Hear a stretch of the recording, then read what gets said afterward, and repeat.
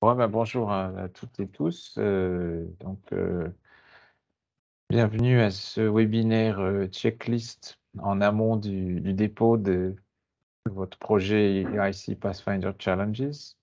Déjà peut-être donc je suis Laurent Voll, membre du PCN avec Elsa. On va se présenter rapidement juste ensuite. Simplement peut-être quelques règle, comme il est coutume, de bien couper votre micro, lever la main si vous souhaitez intervenir, mais comme vient de le dire Elsa, on préfère plutôt favoriser les questions dans le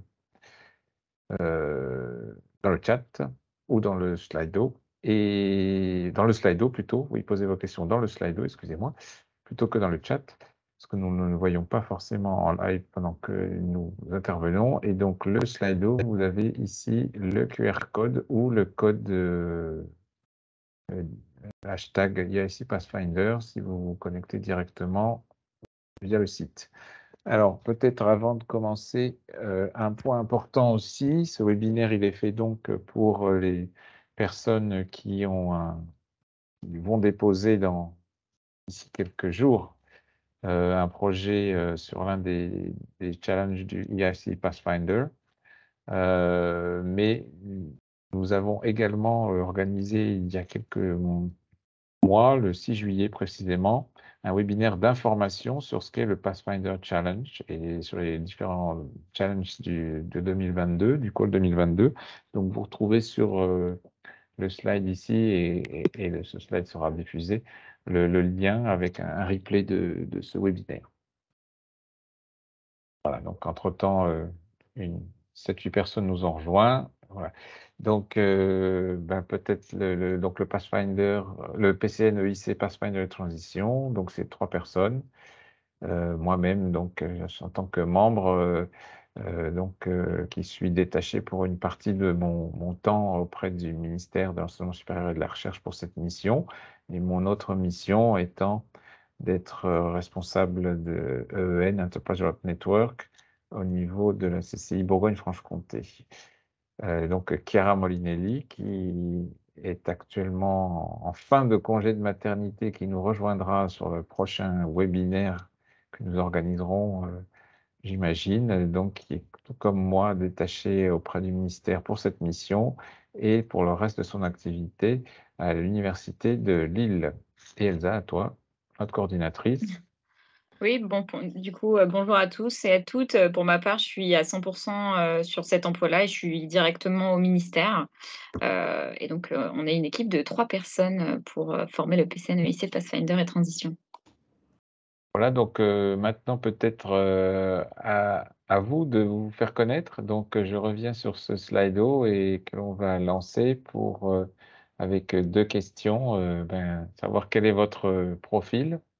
Vous pouvez vous connecter sur le Slido, soit via le QR code qui apparaît à l'écran ou avec le hashtag IIC Pathfinder. Je vais peut-être faire un petit partage d'écran rapidement pour qu'on voit, parce que là, c'est vrai que Ouais. nous, on est les seuls à voir et vous ne voyez Mmh. pas. Donc, alors attendez, hop, et je vais prendre la main et après je remettrai la présentation, Mmh. qu'on puisse voir. Hop. Normalement, vous devez voir mon écran là. Pas encore, mais ça va venir. C'est bon. C'est bon? Donc voilà, on voit quand même qu'il y a une majorité de chargées d'affaires européennes, et sinon on est sur une égalité sur, ah ça y est, ça bouge.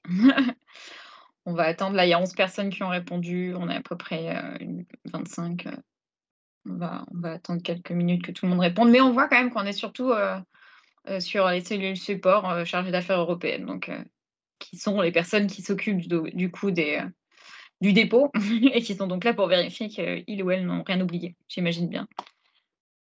OK, OK, on est vraiment sur une majorité.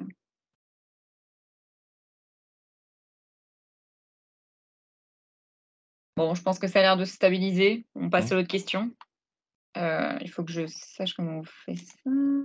Allez, on va faire ça et après on va vous demander sur quel, challenge vous déposez. notamment. En tout cas, alors peut-être, ouh là, d'un coup ça bouge. Bon, peut-être que pour les chargés d'affaires Europe, c'est, un peu particulier parce que vous déposez plusieurs en même temps, mais peut-être, celui qui vous prend, le plus de temps ou ceux que vous voyez le plus. Donc OK, on a quand même une majorité non, ça bouge, on va attendre. Les quantiques. Ouais, c'est assez, il y en a quand même pas mal qui sont représentés. Cardio-Genomics, OK, quantique, Healthcare Continuum, Carbon Dioxide, Nitrogen Management et Valorization. OK, et après on a une égalité entre les 3. OK, on va attendre, tout le monde est en train de répondre. Ouais, en tout cas, c'est assez, hétérogène du coup, il y a pas un grand gagnant. J'ai l'impression que vous représentez plutôt Il bien, y a pas un grand gagnant, mais on s'aperçoit que les sujets, Fit for 55 ont l'air d'avoir moins la oui, cote. c'est vrai, tout à fait. Alors ce qu'on appelle Fit for 55, donc c'est les sujets en lien, avec la transition énergétique. Mmh.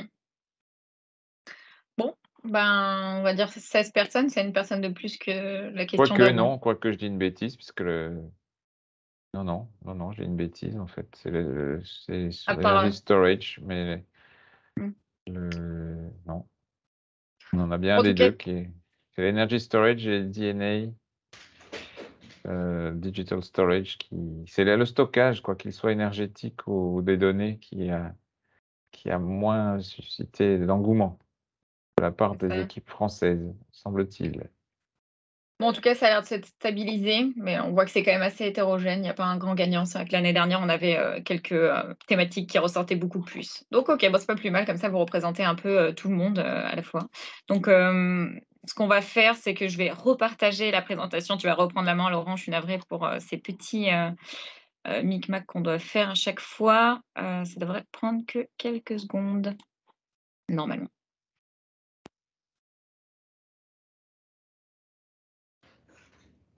Et c'est bon, normalement, Laurent, tu peux, Voilà, c'est parfait. reprendre la main.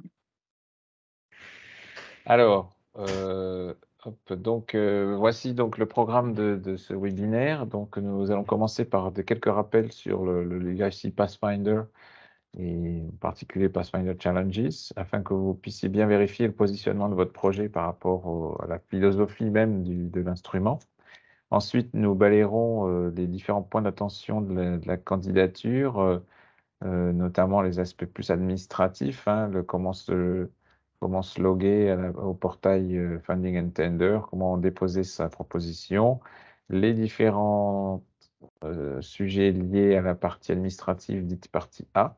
Ensuite, nous balayerons également, enfin, balayerons plus en détail le document scientifique, qui est la fameuse partie B, pour évaluer bien le contenu de votre projet. Un rappel sur le processus d'évaluation et la façon de remplir les différentes sections. Et puis une petite checklist finale en guise de wrap-up, comme on dit, avant de pouvoir soumettre votre projet. Alors, on va donc commencer par rappel de la philosophie de Pathfinder. Donc, l'IIC Pathfinder, c'est un des composants, un des instruments de ce nouveau Conseil européen de l'innovation, qui est un dispositif au sein du pilier 3 Europe innovante d'Horizon Europe, donc destiné à faire de l'Europe un leader d'innovation.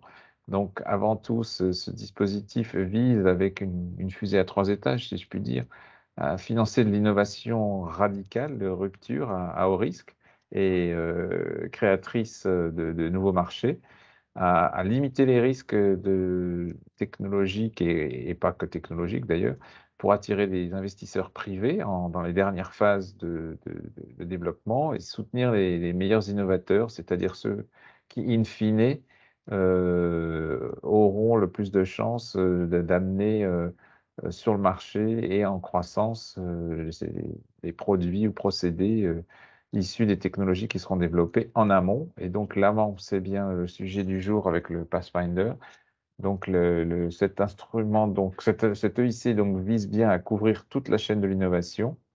Et là, sur le Pathfinder, on est sur le début de la chaîne, ou le premier étage de la fusée, comme vous voulez, entre les TRL 1 et les TRL 3 à 4, on va dire.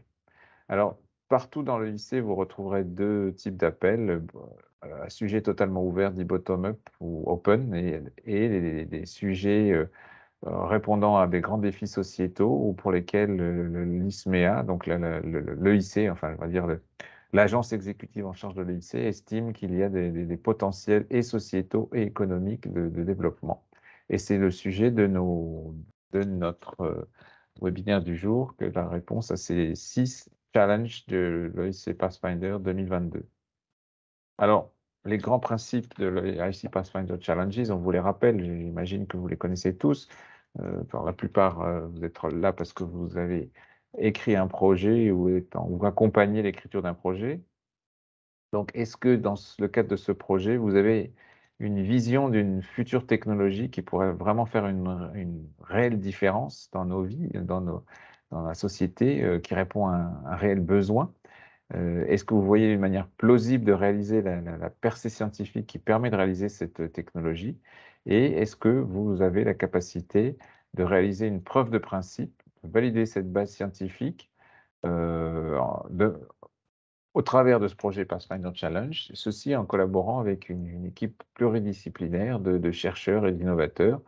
Donc pluridisciplinaire, c'est-à-dire avec des disciplines, bien entendu, qui ne sont pas forcément connexes ou voisines, hein, issues de différentes filières scientifiques, de différentes aussi, interdisciplinaires aussi par la, comment dirais-je, la qualité des partenaires, hein, dans le cadre où vous êtes bien dans un consortium à plusieurs partenaires, et dans ce cas-là aussi, une équipe équilibrée en termes de pays couverts. Alors, les principales caractéristiques, ce qu'on appelle les gatekeepers, en anglais bruxellois, c'est 3 points principaux. Une technologie radicalement nouvelle, on n'est pas sur de l'incrémentiel, hein, avec un fort impact potentiel in fine, une percée scientifique concrète, à la frontière de la connaissance, ambitieuse, et puis ce qu'on appelle l'approche high risk, high gain, c'est-à-dire un fort risque à la fois technologique, de réussite technologique ou d'acceptation au marché, mais ou de pénétration sur le marché, mais avec un gain potentiel fort au bout, à la fois en termes sociétal et économique. Ceci étant fait, alors quelques points pour vous donner le maximum de chances de succès. C'est l'IAC Pathfinder Challenges, comme Open d'ailleurs. Ce sont des dispositifs très compétitifs. Pour mémoire, le taux de succès l'an passé, enfin, lors du premier call, était de pas tout à fait 10%, ce qui reste relativement raisonnable pour Horizon Europe. Alors, un petit point d'attention, l'IIC Pathfinder, c'est pas totalement différent, c'est pas totalement équivalent à l'ERC, hein. Le Conseil européen de la recherche, enfin, et les projets qui en découlent. Donc, on est sur une collaboration science et technologie qui sont vraiment des ingrédients essentiels de ce Pathfinder. Et le Pathfinder Challenges a la particularité de répondre aux domaines prioritaires identifiés au niveau de l'Union européenne. Alors, les domaines qui sont représentés par les 6 défis, mais aussi les politiques européennes les plus impactantes du moment, à savoir bien sûr le Green Deal et le Fit for 55, mais aussi, et ça concerne peut-être un peu plus la santé et le numérique, donc une meilleure résilience face aux crises, et notamment face la crise du Covid et la crise énergétique liée à la guerre en Ukraine, et aussi, je dirais, le retour d'une certaine souveraineté européenne dans un certain nombre de secteurs industriels. Donc tout ceci, ce sont de grandes priorités transversales de l'Union européenne que l'on retrouve déclinées au travers de ces 6 challenges, mais aussi quelque part qu'il faut penser en filigrane de toute proposition. Donc une vision à long terme est essentielle, mais bien sûr aussi une idée plausible de comment arriver à cette vision. Attention sur l'effet de nouveauté et de rupture, hein, c'est pas parce que quelque chose n'a pas on n'est pas sur la même, si je fais une comparaison, on n'est pas sur le même critère de nouveauté que sur les brevets, par exemple, hein. C'est pas parce que quelque chose n'a pas été fait qu'il est suffisamment nouveau pour le lycée Pathfinder. Encore une fois, on n'est pas sur de l'incrémental, mais vraiment de la rupture. Et l'écriture d'un projet, c'est peut-être une anecdote, mais on aime à le rappeler, c'est un travail qui est différent de l'écriture d'un article scientifique, mais ça demande autant d'investissement. C'est court, mais il faut savoir garder la substantifique moelle dans peu de pages. Alors justement, on y vient. Alors, pour rappel, qui peut soumettre à l'IHC Pathfinder Challenges? La règle générale, c'est alors la règle générale des projets européens s'applique, c'est-à-dire un consortium de 3 entités légales différentes, de 3 pays, membres ou associés à Horizon Europe différents. Mais il est possible aussi, sur le Pathfinder Challenge, de déposer en monobénéficiaire, ou en bibénéficiaire. Alors bibénéficiaire, ça veut dire quoi? Ça veut dire que c'est deux bénéficiaires, 2 entités légales différentes de 2 pays différents, États membres ou États associés. Il faut que dans ce cas, l'un au moins, enfin dans tous les cas, mais je pense que du fait que vous êtes des équipes françaises, cette condition est remplie, que l'un au moins des partenaires soit établi dans un État membre. Alors, une petite vigilance, parce qu'on a vu le taux de succès enfin, artificiellement baisser sur des précédents appels à cause de cette petite erreur. Les pays associés ne comptent pas, enfin les pays associés s'y comptent, mais les pays tiers ne comptent pas dans ce décompte. Par exemple, si vous déposez avec un pays tiers, comme le Royaume-Uni, alors je rappelle, le Royaume-Uni est en instance ou a des velléités à devenir un pays associé, mais il ne l'est pas encore aujourd'hui, juridiquement. Donc c'est encore un pays tiers, même si le gouvernement britannique s'est engagé à financer les entités britanniques qui sont retenues dans des projets européen, Horizon Europe, donc notamment le EIC, Pathfinder.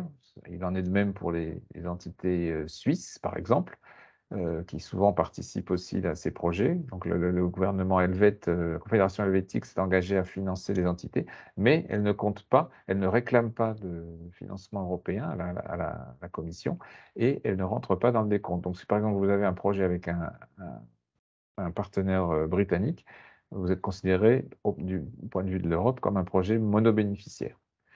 La participation du secteur privé. Alors, on sait que dans l'IAC Pathfinder, on est sur des TRL bas, comme on l'a dit, donc on est essentiellement sur des acteurs académiques ou de recherche, mais la participation du secteur privé est possible, voire même encouragée quand elle est pertinente, mais pas obligatoire.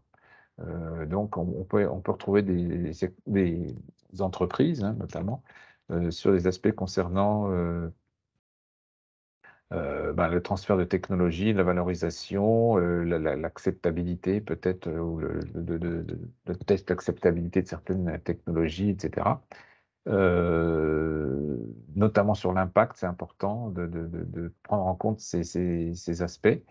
Alors pour info, sur les 39 projets IAC Pathfinder Challenges qui ont été financés en 2021, à travers l'Europe, 6 seulement étaient coordonnés par des entreprises. Toutefois, ça c'est en termes de coordination. En termes de participation, alors j'ai plus le chiffre en tête, mais je pense que sur les 39 projets, on va en avoir un bon nombre qui comprenait au moins un acteur privé dans le consortium. Alors, sur l'éligibilité, tout ça, c'est un petit peu aussi des critères généraux de l'IAC Pathfinder Challenges, mais qui peuvent avoir des spécificités ou des exceptions que vous allez retrouver dans le Challenge Guide. Donc, bien se référer au Challenge Guide. Un point peut-être particulier, je vais prendre 30 secondes pour l'évoquer. Lors du webinaire, parce que j'imagine que certains d'entre vous ont participé à notre webinaire du 6 juillet dernier, nous avions dit et nous avions ensuite précisé que nous n'étions pas tout à fait sûrs que tous les challenges soient ouverts à des projets monobénéficiaires, parce que le programme de travail spécifiait que c'était possible et bienvenu sur certains challenges, pas d'autres. Enfin, ce n'était pas explicitement indiqué. Entre-temps, l'ISMEA, et nous l'avions indiqué en temps utile, avait précisé que cette règle s'appliquait à tous les challenges. Simplement, on s'aperçoit que, voilà, du point de vue de la commission, c'est possible partout.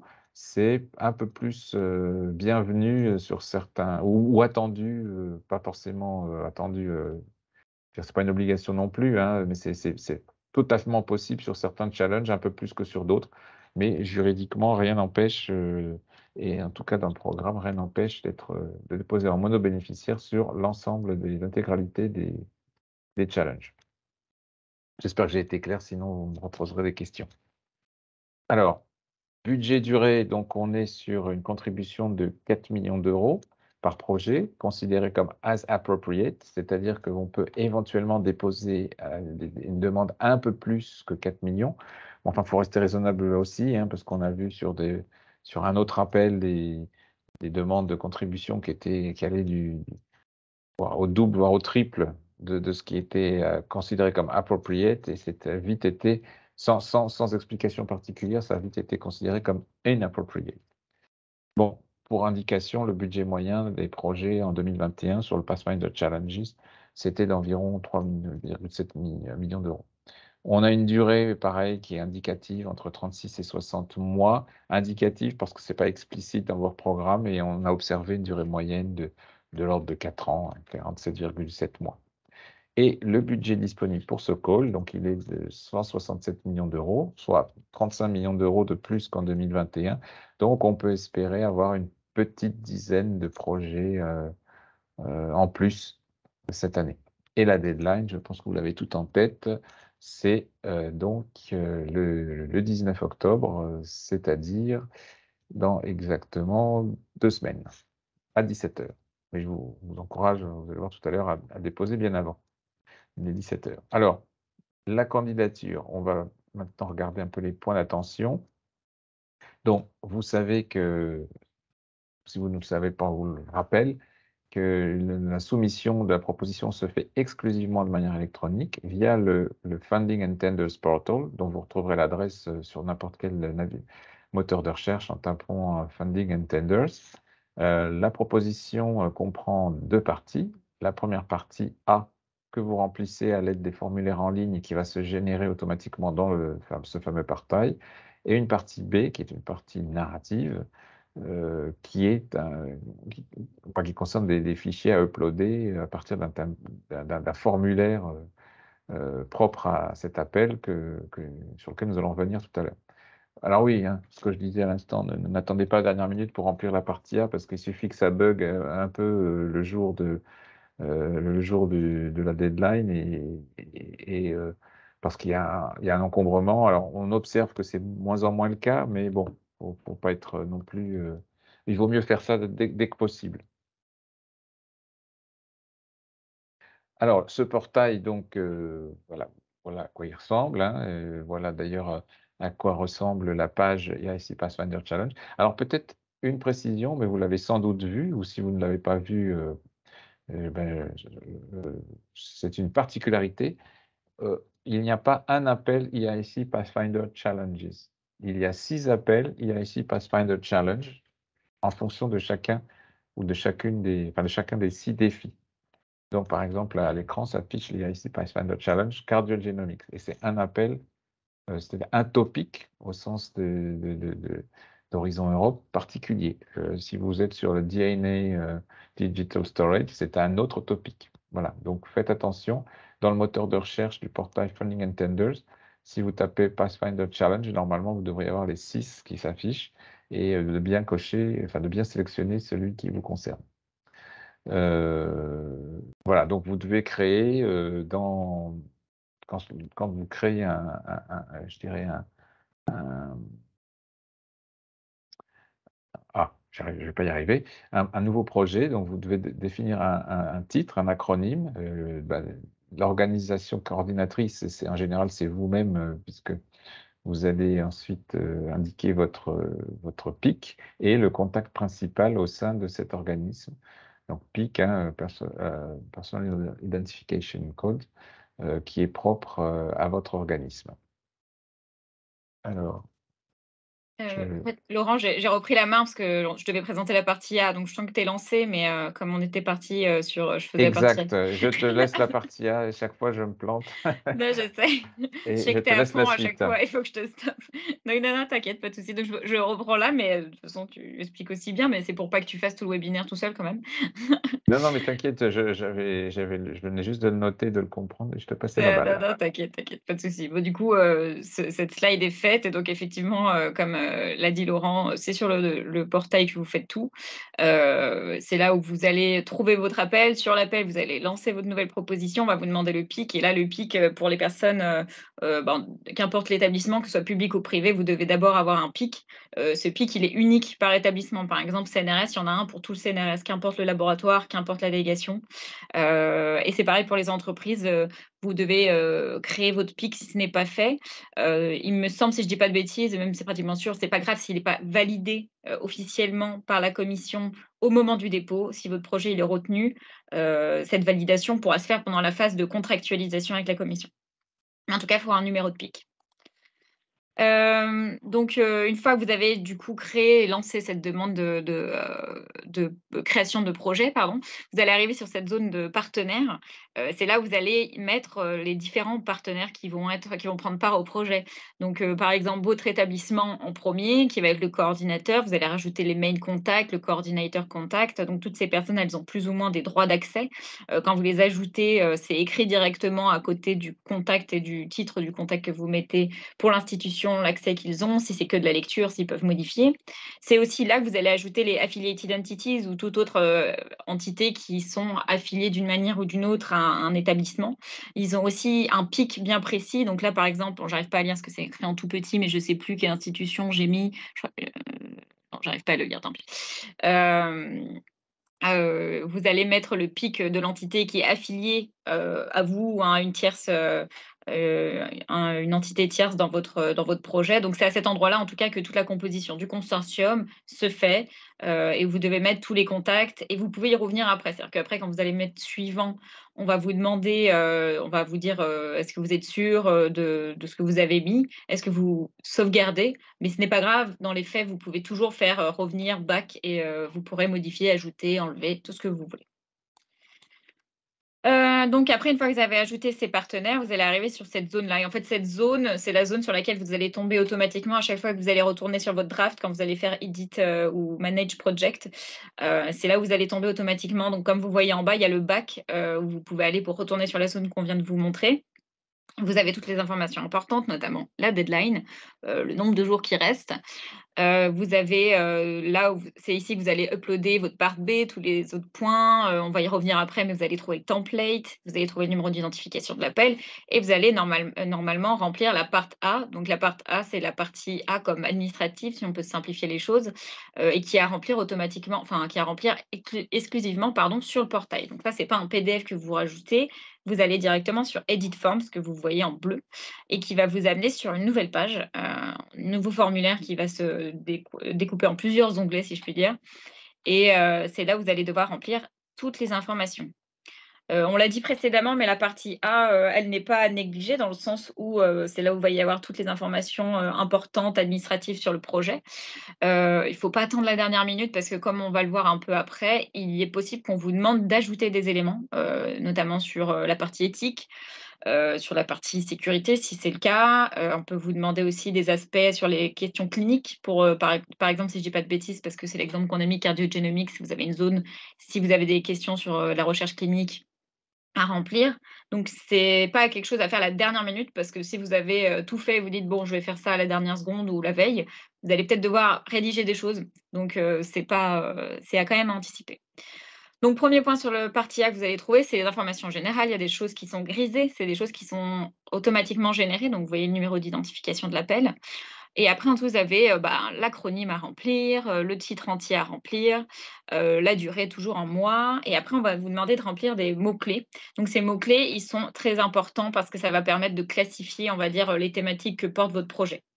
Donc c'est très important, là-dessus et notamment potentiellement de trouver les bons évaluateurs pour la première étape du moins, pour les remote evaluators qui vont donc noter votre, proposition, lors de la première étape.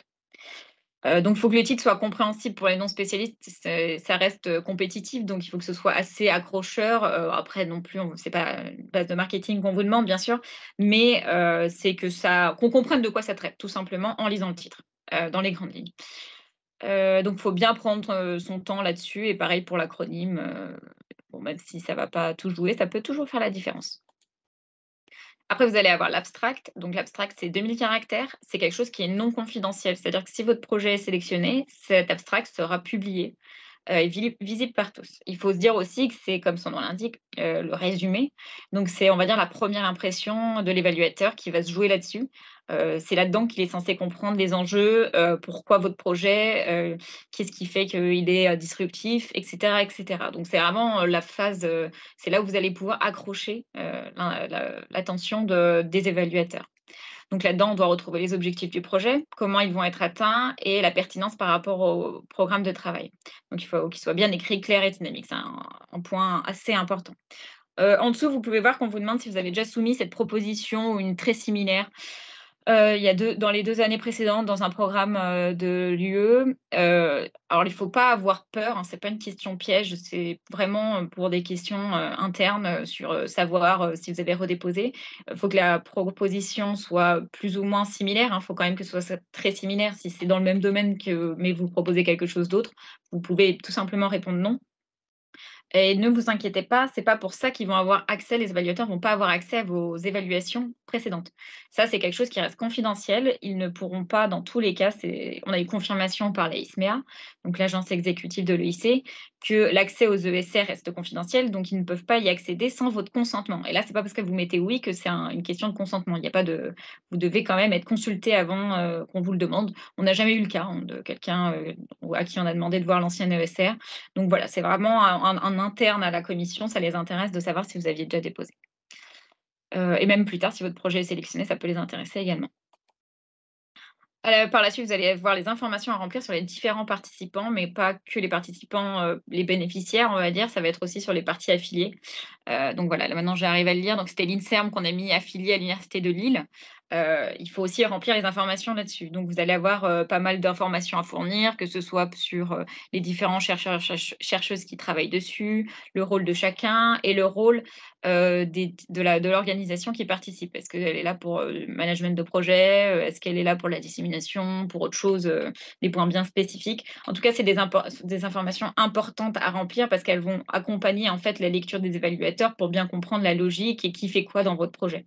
C'est vraiment en plus, c'est complémentaire, à la partie notamment si on plus précisément implémentation, on va dire, de votre part B. La part B étant le projet scientifique, en fait, que vous rédigez. Donc voilà. Puis finalement, c'est ici que vous allez remplir le budget, qui est une partie tout aussi importante, qui, va être ligne par, bénéficiaire et par affiliated entity. Donc là, on va devoir remplir aussi les coûts de personnel et autres, par exemple, si c'est le cas pour l'INSERM par rapport à l'entité de l'université de Lille. Donc on a plein de catégories différentes. On a les coûts de personnel, que ce soit CDD ou permanent, ou sinon, même, tout ce qui est PhD. On a les coûts d'achat, on va dire, other direct costs, qui sont, si je dis pas de bêtises, l'émission non, pas particulièrement, pardon, les other direct costs, ça va être plus être les consommables ou, les questions de frais de pays qui sont totalement éligibles. On va aussi avoir les travel costs, donc ça, c'est les frais de mission. On a aussi les frais d'équipement qui sont liés à l'amortissement. On va pas passer du temps là-dessus. Le PCN juridique et financier a fait, de super webinaires là-dessus, donc n'hésitez pas à aller sur le site internet, d'Horizon Europe et d'aller sur la page montage, et vous allez retrouver pas mal de ressources vidéo faites par le PCN juridique et financier. Il faut savoir qu'en fait, tous ces coûts qu'on va appeler directs, c'est-à-dire, les consommables, le voyage, les CDD, les permanents et cetera, vont générer automatiquement des coûts indirects. Donc, ces coûts indirects représentent 25 de ces coûts directs. Les coûts indirects, ils sont là justement, comme son nom l'indique, pour couvrir les coûts qui sont indirectement liés au projet. Ça va être, des choses qui ne sont pas, on va dire, quantifiables, comme, l'électricité, l'eau, le fait que vous achetiez un bureau parce que vous avez recruté un PhD, et cetera et cetera.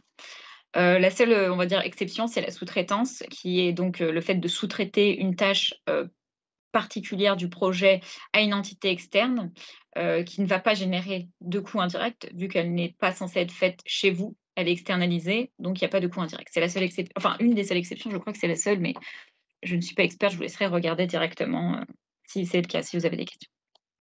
Et donc, vous avez, le total qui va être généré, si je dis pas de bêtises, automatiquement et que vous allez recopier normalement, copier-coller directement dans, le montant demandé. Comme c'est éligible à 100 c'est, oui, c'est éligible à 100, les coûts sont à 100. En général, vous recopiez les 100 des coûts que vous générez. Hem Voilà, le budget, oui, enfin bon, ça va répéter un peu ce que j'ai dit, mais le budget, ça va permettre d'avoir une vision globale, sur ce que vous allez faire et des ressources que vous demandez, que ce soit par partenaire, par catégorie de dépenses et elles se trouvent uniquement, dans la partie A. Dans la partie B, on va avoir plus de détails sur la répartition des mois par work package, par participant, qui lead quel work package. On va avoir les détails sous la sous-traitance, les facturations internes s'il y en a, des contributions en nature s'il y en a également. Ça va être des tableaux qui sont à remplir, que vous avez dû voir pardon, dans le template. Pour les coûts, les purchase costs, ça va être le cas, vous devez décrire s'ils dépassent plus de 15% des coûts de personnel. Donc ça aussi, c'est un tableau que vous retrouverez dans la partie B dans le template. Comme je l'ai précédemment dit, il y a une ligne séparée pour les entités affiliées. C'est bien important parce qu'elles vont déclarer elles-mêmes leurs coûts auprès de leur, entité, principale. Donc là, si on est dans ce cas-là, ça va être, l'INSERM qui va déclarer ses coûts, et envoyer ses coûts à l'université de Lille, pour l'exemple et c'est l'université de Lille qui va soumettre pour les 2. Voilà.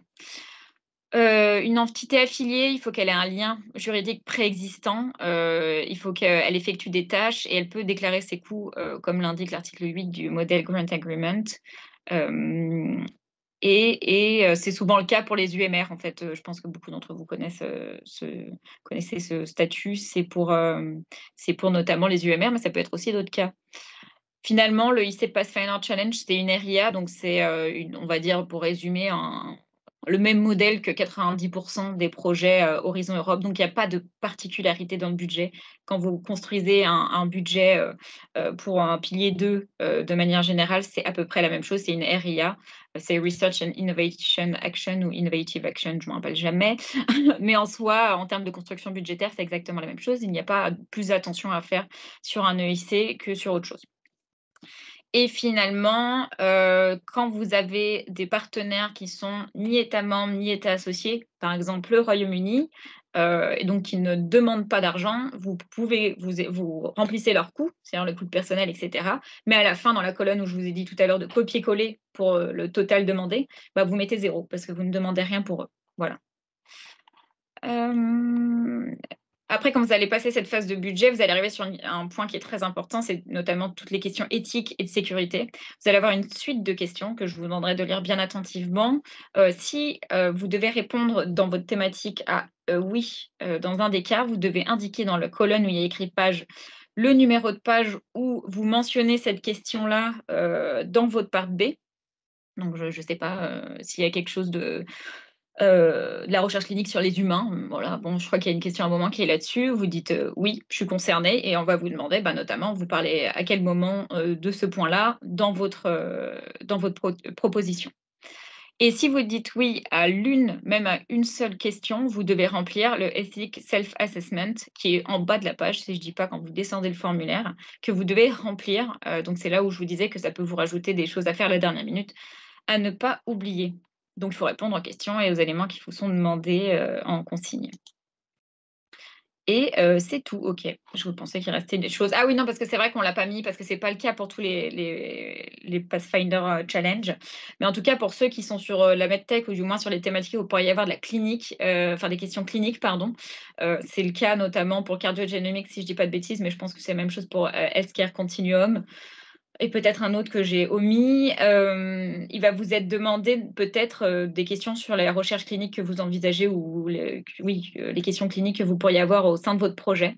Donc si vous êtes concerné, vous allez avoir une petite page en plus, où il va y avoir une question et si vous êtes concerné, ils vont vous demander de remplir, des informations sur toutes les démarches cliniques que vous allez faire et qui va être uploadé juste en dessous. Donc je crois qu'on le voit sur la page d'après, voilà, juste en dessous, vous voyez, si vous êtes concerné, vous allez avoir cette petite zone en dessous de part B, donc entourée dans le 2, où vous allez devoir uploader votre annexe remplie.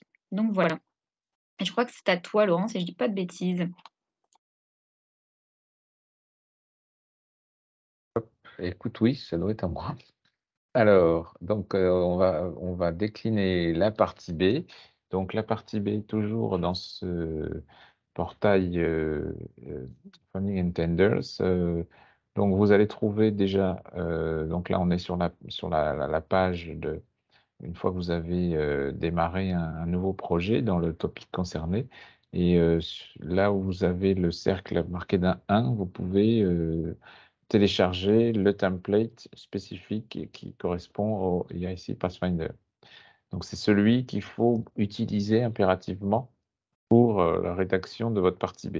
Donc si vous avez déjà rédigé que c'est pas le cas, ben, il convient de retransférer sur le bon formulaire, bon, sachant que c'est pas, je dirais, c'est pas un formulaire qui est drastiquement différent, des autres formulaires pour les RIA, mais il y a des petites spécificités, donc on vous encourage, plus que fortement à utiliser le bon.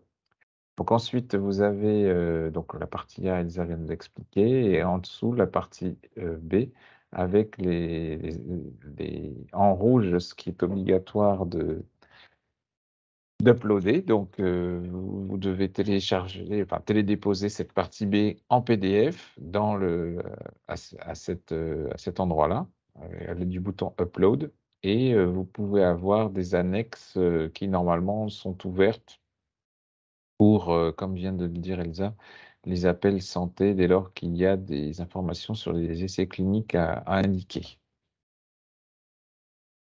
Alors, le Pathfinder Challenge, a donc 3 critères d'évaluation dont les poids et seuils peuvent différer du Pathfinder Open. Et donc c'est important de les connaître. Donc alors les 3 grands critères, c'est un peu commun à tout horizon tous les enfin la plupart des projets Horizon Europe, mais avec, dans le détail des choses particulières, liées au Pathfinder. Donc le premier critère qui pèse 60 de la note, c'est l'excellence, et donc avec, une évaluation très fortement orientée sur, le respect des objectifs et la pertinence de votre projet par rapport au challenge concerné et je dirais aux différents défis qui ont été notés dans le challenge guide. Donc ça, c'est vraiment très spécifique à la Pathfinder Challenge et il convient d'y répondre. Heu, L'originalité, de votre projet, hein, en termes de rupture, l'ambition, la percée technologique et puis également, la plausibilité, la faisabilité de la méthodologie que vous proposez pour arriver, à la preuve de concept. Le deuxième critère, alors il y a un seuil de 4 sur 5, c'est-à-dire que si c'est le seuil, il faut avoir au moins 4 sur 5 à ce critère pour être, je dirais dans les les projets, éligibles. Ensuite, vous avez un deuxiil critère qui est l'impact, qui lui pèse pour 20 de la notation avec un seuil à 3,5, toujours une note sur 5. Donc il est important de pouvoir expliquer quel est l'impact potentiel économique et sociétal, de cette, nouvelle technologie que vous comptez développer. Également, l'innovation qui peut en découler, c'est-à-dire l'exploitation. Quel type d'exploitation? Quelle protection des résultats? Quelle, méthodologie ou moyen pour traduire ces résultats de recherche en innovation? Éventuellement, via un projet, EIC Transition, mais ou autre. Et puis enfin, un point qui est très important aussi, c'est la communication et la dissémination, 2 choses différentes, hein. La communication visant je dirais, à engager le grand public et les différentes parties prenantes, hein. Par exemple, si vous êtes sur, le domaine, de la santé, bah, peut-être qu'il faut viser, non seulement, les praticiens, qui pourraient utiliser, les produits, procédés, dispositifs qui découlent de votre technologie, mais aussi les patients qui pourraient en être les bénéficiaires, finaux. Et la dissémination, elle, qui concerne la diffusion et l'exploitation, des résultats, non pas à titre, d'information, mais à titre de voilà, on est bien sur de l'exploitation.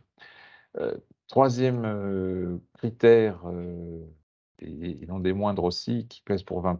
Alors les 2 critères qui pèsent pour 20, sachez que, on voit souvent qu'ils sont assez, déterminants pour départager des projets excellents. Donc l'excellence, bien sûr, est très importante, mais elle ne suffit pas à elle seule. Donc il ne faut pas les négliger. Donc le dernier critère sur la mise en œuvre, qui pèse 20 également, avec un seuil à 3/5, et c'est là qu'on va juger de 3 choses: la qualité de vous-même, hein, si vous êtes candidat monobénéficiaire, ou du consortium que vous avez construit autour de vous. Donc sa qualité et sa capacité, sa crédibilité et sa capacité à mener le projet au bout, voire éventuellement même à pouvoir, je dirais, réfléchir au-delà. C'est peut-être un petit point non dit, non écrit, qu'il faut avoir en tête. C'est que ce consortium, ou vous-même, devez être aussi un peu en capacité à savoir, à avoir un plan pour après, quoi. C'est-à-dire pour, l'exploitation et la 2e, étape de monter en TRL. Alors c'est hors projet, mais c'est quelque chose qu'il faut avoir en tête et qui est souvent bien vu dans l'évaluation. Donc le plan de travail, hein, pour la cohérence, de ce plan de travail en termes d'organisation des tâches, en termes de work package, en termes d'équilibre. Le management du risque, qui est quelque chose qui est souvent aussi un peu négligé. Risques technologiques, mais il n'y a pas que des risques, enfin, technologiques ou scientifiques, de ne pas aboutir, mais ici, il y a d'autres risques qu'il faut prendre et puis, bien sûr, indiquer quelles sont les mesures de mitigation, comme on dit, en anglais, ou de réponse de contournement de ces risques. Et enfin, une bonne allocation, des ressources. Alors que des ressources, budgétaires, mais aussi en termes humaines. Alors, tout ceci, ça se trouve dans les sections 1 à 3 de la partie B, et pour ce qui concerne l'IFI Pathfinder Challenge, c'est un maximum de 25 pages. Donc, comme je vous disais tout à l'heure, la quintessence ou la substantifique moelle, c'est 25 pages, ça paraît peu. C'est peu en effet, mais il faut en dire le maximum et de manière le plus pertinente dans ces 25 pages. Alors, le système d'évaluation, un petit rappel, c'est une évaluation qui se fait en 2 étapes. Déjà, il y a une évaluation à distance qui est faite par, des experts évaluateurs, au moins 3 de mémoire, sur, le Pathfinder Challenges. Et puis, ensuite, toutes les propositions qui dépassent, le seuil, hein, donc le seuil, hein, c'est la somme pondérée, des seuils que vous avez vus dans les critères, précédents. Donc toutes les propositions qui passent le seuil, hein, alors le seuil pour chaque critère, hein, et bien sûr, sont considérées pour être, évaluées par la suite par le comité d'évaluation. Donc ce comité d'évaluation, il réunit d'autres experts évaluateurs que ceux qui ont fait la remote evaluation, l'évaluation à distance, et et chose particulière pour le Pathfinder Challenge, la participation d'un programme manager. Alors, pour rappel, hein, vous savez sans doute que une des nouveautés de ce Conseil européen de l'innovation, c'est la je dirais l'existence de programmes managers qui, pour ceux qui ont l'habitude peut-être des projets européens, ne sont pas les project, advisors ou les project officers, que l'on retrouve, qui sont donc les personnes à la Commission européenne qui, suivent votre projet tout au long de sa vie, une fois que le contrat de subvention, le grant agreement a été, signé, mais bien des gens qui ont une fonction au sein de l'EIC, de mener quelque part, cette feuille de route, propre à l'EIC dans chacune chacun des grands domaines scientifiques et techniques, feuille de route visant à faire émerger des licornes ou des entreprises à forte croissance et à répondre à des grands défis sociétaux. Donc, le programme manager va je dirais, être, impliqué pour, ce qu'on appelle les considérations de portfolio. Alors qu'est-ce que c'est en quelques mots? Donc dans cette phase d'évaluation, le comité évalue, la liste des projets, bien sûr, sur la base des notes et des évaluations qui ont été faites par les experts évaluateurs, lors de la première phase. mais aussi, il peut y avoir des considérations de portfolio. C'est-à-dire, par exemple, si vous avez 2 projets, qui traitent, alors si je prends l'exemple du Continuum Healthcare, par exemple, hein, que vous avez un certain nombre de pathologies, qui sont, énoncées, dans le challenge guide. Si vous avez 2 projets de notation identiques, qui concernent, la même pathologie, par exemple, et un autre projet peut-être un peu moins bien noté, à l'issue de l'évaluation première, mais qui va considérer, ou concerner une autre pathologie et peut-être apporter je dirais une plus-value dans le portfolio de projet, il peut être, évalué in fine plus favorablement, même si sa note intrinsèque est plus faible que, un projet qui serait peut-être un peu mieux noté, mais qui, je dirais, bah, serait un peu semblable à ou traiterait des mêmes sujets qu'un autre projet. Donc voilà ce qu'on appelle les considérations de portfolio et ce en quoi les programmes managers, ont la main. Bon, je vous encourage à aller voir également les les webinaires qui ont été faits par l'EIC sur chacun des challenges où ces notions de portfolio étaient expliquées et on les retrouve dans les challenge guides. Alors, les doc le document scientifique, donc les éléments pratiques de cette partie B, il est impératif de bien suivre la structure du template qu'on vient de voir, hein, les sections 1 à 3, excellence, impact et implantation, enfin, mise en œuvre. Les 25 pages, c'est vraiment un maxi, avec tout inclus, figures, tableaux. Alors, bien sûr, il faut que vous enleviez les instructions. Sur le template, vous allez voir qu'il y a des instructions en tête de chacun des paragraphes, de chacune des sections et des sous-sections. Bien sûr, il faut les enlever, de façon à ce que ça ne vous mange pas de la place. Mais par contre, une fois ceci enlevé, vous vous arrêtez à 25 pages. Tout signe, phrase, mot, qui attaquerait la 26e page serait de toute façon pas lu. Voilà, et de même que les liens hypertextes, qui renvoient vers d'autres documents, ne seront pas considérés. Alors, ce qu'on vous, propose aussi, c'est d'utiliser une police de référence. Et parce qu'on pourrait dire que 25 pages, ben, on met tout en police 4, hein, on fournit la loupe aux évaluateurs, et ça passe. Mais voilà, c'est pas l'idée. Déjà, sachez que les évaluateurs ont beaucoup de projets à lire, donc moins c'est attirant, moins c'est attractif, moins c'est lisible, plus les chances d'être, mal noté, sont fortes. Donc, n'oubliez pas ça non plus. Alors la police de référence, on conseille du Times New Roman ou équivalent, hein. Heu et vraiment, c'est déconseillé d'utiliser autre chose et une taille de police de 11 points, minimum, pour que ce soit lisible. Heu, donc il peut y avoir des éléments d'autres qui peuvent différer, hein, un petit peu aussi pour que ça soit plus agréable, mais pour ça, tout doit rester lisible et on est bien sur un format A4, marge de 15 millimètres minimum. Donc tout ça, ça paraît être des questions un peu, techniques, pratiques, mais ça a son importance malgré tout. Alors, au début de chaque section, vous trouvez une liste des questions, hein.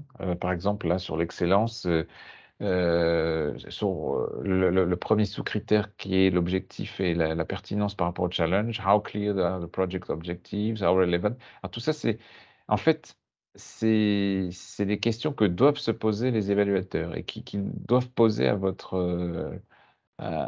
indirectement à votre proposition lorsqu'ils la lisent et donc pour vous, il faut que elle soit rédigée de façon à ce que les évaluateurs trouvent de manière évidente les réponses à ces questions et ils doivent pas avoir à les chercher dans comment dirais-je? Dans des parties cachées du texte, ou après une lecture, très très longue. Ça doit sauter aux yeux, les réponses à ces questions doivent être rapidement, visibles, même si vous les détaillez dans chacun des paragraphes, mais ça doit être rapidement, visible. Je sais plus, Elsa, où est-ce que je te repassais la balle ou si je continue. Tu fais excellence impact, après je fais implémentation et je finis, comme ça on a mis. OK, donc je vais faire excellence. Alors, sur la première section, donc commencez par parler de votre vision à long terme, de la technologie future qui est visée et de positionner votre projet avec précision, donc par rapport à l'état de l'art notamment. Donc pour faire ressortir les aspects de rupture, les aspects nouveaux, l'ambition et donc de différenciation par rapport à ce qui peut exister et qu'on n'est pas sur une simple incrémentation. Bien sûr, il faut que tout ce que vous écriviez se fasse selon le principe SMART, hein, Specific, Measurable, Achievable, Realistic and Time-bound, hein. Donc je pense que c'est inutile de traduire. Évoquez, dans la partie 1.3, où vous verrez le paragraphe, auquel je fais référence, la méthodologie que vous utilisez et aussi, c'est là qu'il faut que vous parliez du fait que vous avez pris en compte les priorités transversales que sont la dimension d'égalité, de traitement des genres, de sciences ouvertes, de gestion des données et cetera.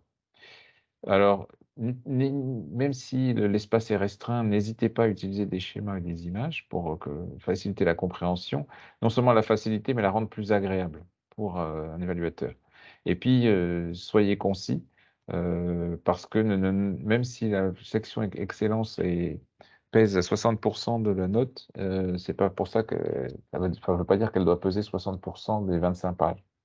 Donc, la partie implémentation notamment peut prendre pas mal de place aussi, notamment avec la description du programme de travail. Alors quand vous relisez, une fois que vous avez rédigé, il y a quelques questions à se poser. Est-ce que je démontre bien la rupture de ma technologie, sa radicalité, sa percée, son ambition par rapport à l'état de l'art? Son positionnement, par rapport à cet état de l'art, est-il clair? Est-ce que j'anticipe les évolutions du domaine de ma technologie? On a vu dans le précédent call, des propositions se faire retoquer parce que, certes, elles amenaient une rupture technologique, mais qui se basait sur un usage, un usage qui, était en train d'être révolutionné par, de nouvelles normes. Donc, finalement, on n'avait pas anticipé les évolutions, du domaine dans lequel allait s'appliquer cette technologie. Est-ce que les avancements socio-économiques prospectés sont convaincants? Est-ce que les objectifs du projet sont décrits dans le détail, concret? Il y a des indicateurs de performance. Est-ce que, alors c'est important, hein, ces indicateurs de performance pour mesurer. Est-ce qu'on a explicité les risques, liés aux objectifs et à la méthodologie? Est-ce que la contribution de différentes disciplines, puisqu'on est bien sur de l'interdisciplinarité, encore une fois, est bien explicitée? Là encore, on a vu des projets où il était considéré que, l'interdisciplinarité était faible parce que, mariant des disciplines scientifiques, déjà trop connexes. Alors, je finis avec impact et après je te repasse la balle à Elsa. Donc sur la section impact, tout aussi importante, donc soyez bien spécifique, là aussi des indicateurs et des cibles quantifiables. Quelle est je le disais tout à l'heure, votre stratégie d'exploitation au-delà du projet, bien sûr, pour aller vers le marché? Heu, N'hésitez pas à impliquer et responsabiliser ce qu'on appelle les key actors. Donc, je disais tout à l'heure que l'implication d'entreprises ou donc de partenaires du secteur privé n'est pas obligatoire ni, nécessaire, mais, il convient quand même de pouvoir impliquer ces acteurs clés, alors que ce soit des entreprises ou l'industrie qui va exploiter la technologie ou des utilisateurs finaux, comme je donnais l'exemple tout à l'heure de praticiens hospitaliers ou de hospitaliers ou non d'ailleurs, mais ou praticiens ou patients dans le cadre de projets de santé. Donc les impliquer, les responsabiliser, ça ne veut pas dire les mettre dans le consortium, ça veut dire quelque part avoir à un moment, dans votre projet une interaction avec eux. Communiquer et communication, dissémination, hein, ne pas confondre les 2, hein. Vous avez un rappel, de ce que enfin, je l'ai un peu dit tout à l'heure, mais de ce qu'est la communication et de ce qu'est la dissémination. L'un s'adressant plus, je dirais à un public large et l'autre à un public, susceptible d'utiliser, les résultats, à des fins de transfert de technologie ou de réutilisation de ces résultats pour d'autres développement d'autres projets. Alors les questions à se poser au moment de la relecture de la section impact: est-ce que les bénéfices socio-économiques sont bien détaillés avec les différentes applications potentielles? On a un certain nombre de technologies qui peuvent avoir plusieurs applications.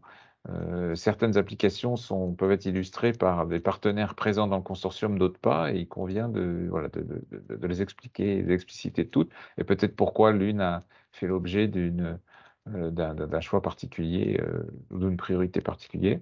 Est-ce que la stratégie d'IP au sens de propriété intellectuelle est concrète, et adéquate?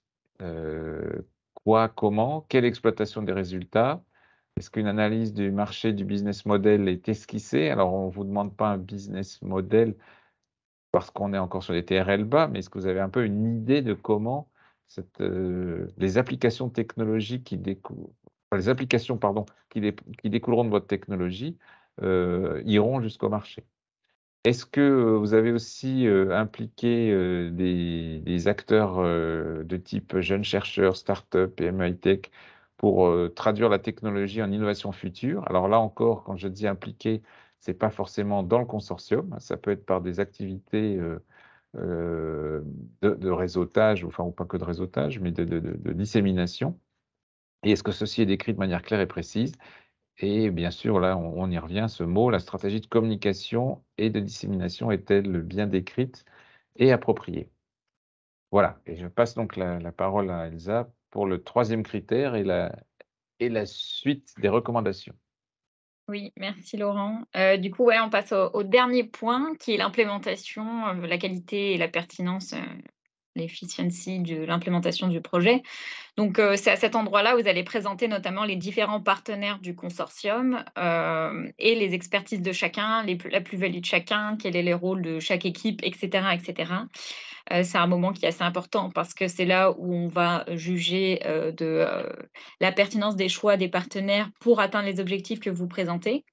Il faut donc s'assurer que tout soit bien clair pour les personnes qui, vont, lire votre projet, qu'il n'y ait pas non plus des doublons en termes de compétences, que les éléments et les compétences, enfin du moins les tasks, soient assez, partagés, on va dire, entre les différents partenaires, que ce soit pas, par exemple, un partenaire qui fait toute une partie, et qui n'est pas du tout en interaction, avec les autres. Alors bien sûr, si on amène un partenaire, c'est parce qu'il a une expertise sur un domaine, donc on s'attend à ce qu'il fasse plus sur un domaine en particulier. Mais il faut en tout cas montrer une certaine interaction et une certaine collaboration entre les différents partenaires.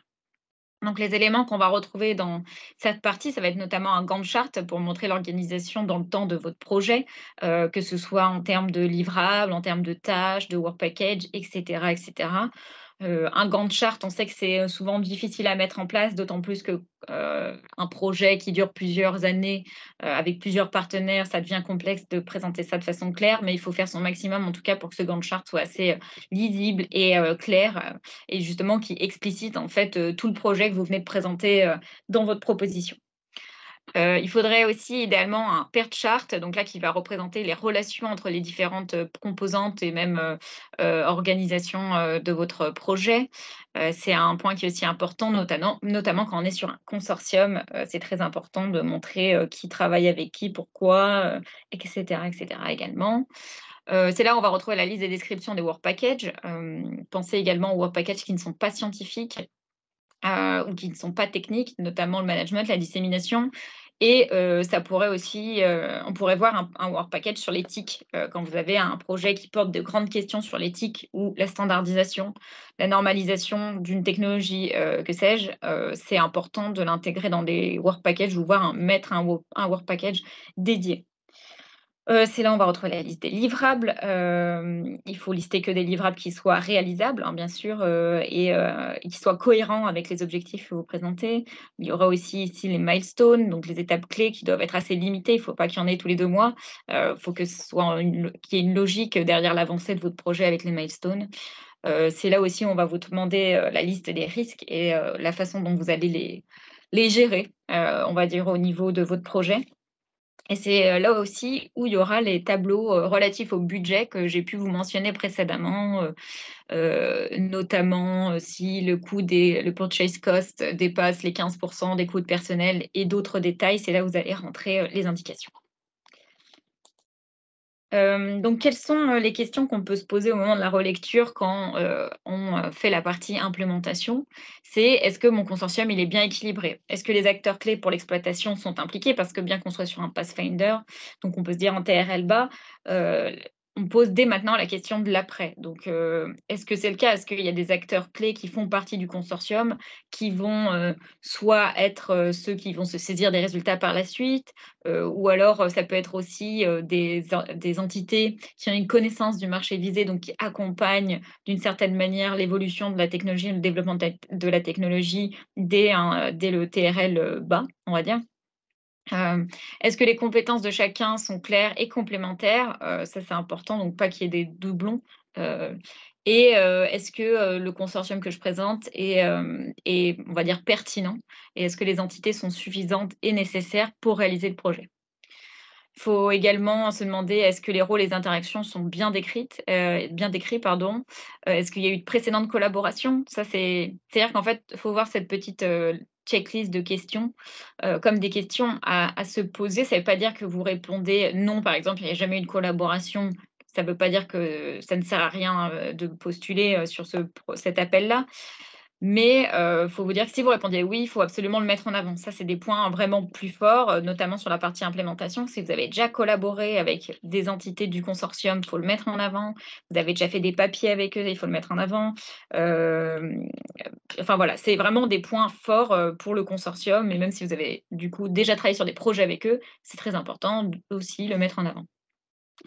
Est-ce que l'expérience des partenaires est présentée de manière convaincante? Ça peut être aussi l'expérience du coordinateur dans la coordination de projet ou dans le fait d'avoir pris part déjà à des projets européens. Ça, c'est des points qu'il faut bien mettre en avant. Est-ce que le plan de travail est bien décrit et cohérent avec les objectifs, que ce soit en termes de timing également? Est-ce que les livrables et les milestones sont appropriés et précis? Est-ce que j'ai fait une présentation des risques assez claire et convaincante et est-ce que les scénarios que je propose, en cas, du coup de problèmes ou de difficultés qui pourraient être anticipables, sont crédibles? Et finalement, le point important, c'est la répartition des moyens, entre les différents partenaires, que ce soit au niveau des ressources, on va dire budgétaires, mais aussi les ressources humaines. Est-ce que, la répartition est assez équilibrée et cohérente? Donc, c'est les points qu'on pouvait voir notamment sur, l'implémentation et Laurent vous a présenté également les 2 autres, sections. Donc maintenant, on va passer, on va dire, à la checklist finale. On va, en fait, résumer un peu tout ce qu'on vient de dire de façon, plutôt rapide. Donc, il faut d'abord checker l'éligibilité de son projet tout simplement. Est-ce que, je respecte les règles pour, les monobénéficiaires ou multibénéficiaires, c'est-à-dire à 2 ou 3 et plus, selon le challenge. Donc là, comme on l'a dit, a priori, il y a aucun challenge cette année qui refuse les monobénéficiaires ou les, consortiums de 2. Mais en tout cas, il faut, bien vérifier que vous soyez bien éligible. Bah, par exemple, si vous êtes 2, j'ai vu les questions un peu qui commencent à tomber sur le Slido. Si vous êtes, ben, à 2, mais vous êtes 2 Français, ça ne marche pas. Il faut être 2 entités légales différentes issues de 2 pays différents, éligibles. On va y revenir juste après. Les entités participantes respectent les conditions d'éligibilité, donc c'est ce qu'on vient de dire. Par exemple, si vous êtes, je sais pas, vous êtes un bon là, il y a un Français en soi, en l'occurrence, si vous êtes, 2 Français et 1 Anglais, on va y revenir également. L'anglais ne compte pas, dans les pays éligibles, donc aux yeux de la commission, on va dire de façon contractuelle, vous êtes que 2 Français, donc vous n'êtes pas éligible. On va y revenir, j'ai vu la question. Les activités proposées dans le projet sont éligibles. Attention au principe de do not significant harm. Bien sûr, le but, c'est de développer une technologie qui ait des bienfaits économiques, et sociétaux, mais il ne faut pas qu'il y ait des dommages collatéraux, si je puis dire, que ce soit notamment sur l'environnement. Donc il faut bien veiller à ce que, les activités soient cohérentes avec les objectifs du projet et on va dire la philosophie de l'Union européenne. Il faut faire attention aux points éthiques et les questions sur l'intelligence artificielle. Donc ça, c'est tout ça dont on parlait dans la partie A. vous inquiétez pas, vous avez donc, le Ethic, Self-Assessment à remplir. Vous y répondez. Si votre projet est accepté et qu'il y a des vrais points importants sur l'éthique concernant votre projet, vous allez être sollicité et on va vous demander des documents bien plus précis. Là, pour l'instant, c'est de présenter le fait que vous aviez bien anticipé cette notion d'éthique, que c'est important et que c'est traité dans votre projet. Après, viendront les on va dire l'approfondissement de ces points-là, si votre projet est retenu. Faut aussi vérifier le Gender Equality Plans. Maintenant, c'est obligatoire. Toutes les organisations qui demandent un financement doivent avoir un Gender Equality Plan. Et puis respecter les règles de Open Science et Open Data. Bien sûr, on peut avoir des questions sur l'exploitation de l'API qui vont, remettre en question le fait de tout mettre en libre accès, mais bien sûr, c'est comme ils disent, généralement pour présenter de l'open science, c'est que c'est, aussi ouvert que possible, mais aussi fermé que nécessaire. Voilà. Il faut pas non plus, on va pas mettre en péril, le côté exploitation et valorisation des résultats. Il faut faire ça de façon, cohérente et réfléchie, mais au maximum, ouvrir les données et tout ce que vous publiez. Puis finalement, la checklist pour la partie A, bah, les mots-clés, libres et le résumé qui sont très importants. Les informations administratives des participants au projet qui sont également à remplir. Le budget. Le tableau éthique à remplir si vous êtes concerné et la cohérence des informations avec la partie B parce qu'ils vont avoir tout d'un coup, donc ils vont vite voir s'il y a des choses qui ne correspondent pas. Et finalement la partie B, bah, bien remplir les 3 sections, hein, bien sûr, y compris les tableaux. Le document doit être en version PDF et téléchargé sur le site et ne doit pas dépasser les 25 pages demandées. Automatiquement les 25 pages, si elles sont dépassées, bah, c'est tronqué, ils ne verront pas ce qu'il y a après, ce qui est trop, très dommage. Le cas échéant, l'annexe concernant les essais cliniques pour, si vous êtes concerné pour le challenge.